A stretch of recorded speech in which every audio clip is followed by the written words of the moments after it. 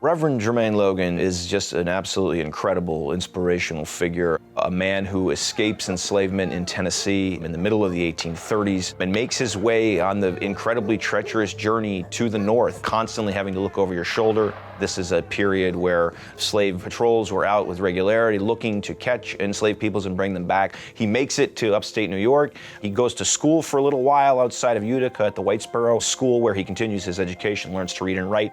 His good friend Frederick Douglass speaks highly of Logan's oratorical skills.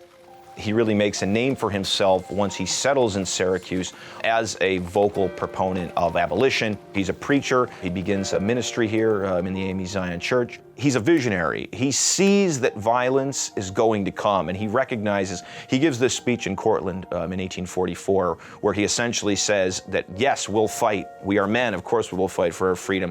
He recognizes that this evil institution is going to lead to bloodshed. It's already led to bloodshed between the enslaved and the enslavers. It's going to lead to bloodshed between whites as this conflict grows. And Loguen makes no bones about it. He has absolutely no compunction whatsoever about making it known that he is here in Syracuse operating as an Underground Railroad agent. Throughout that time period, he is traveling with Frederick Douglass. He's bringing speakers here. Basically, the who's who of the abolition and anti-slavery movement are passing through Syracuse, and Loguen, in many respects, is a point man. Reverend Loguen and his wife Caroline, from their home on East Genesee Street, are said to have got upwards of 1,500 enslaved people to freedom in Canada. So that was just, one agent, one really successful agent, one conductor on the Underground Railroad. He has made such a name for himself across the Northeast as a speaker that he begins to be referred to as Syracuse's Underground Railroad King in contemporary print sources, which is just incredible. So sort of, again, speaking to his courage, his attitude, the brazenness with which he acted.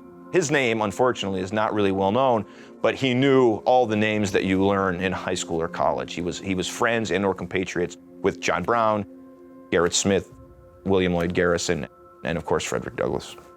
I think when you look back at the abolitionists and the anti-slavery advocates that were working here in Syracuse and working throughout the Canal Zone in upstate New York, these were people that we all wish we would be. We all wish we would have been the abolitionist or Reverend Loguen, who was standing out there possibly to be captured every day to help people to freedom. These people that were so brave and so courageous and were so upright in their convictions that they knew that they were on the right side of history, even though the forces working against them at the time were so profound and so prevailing.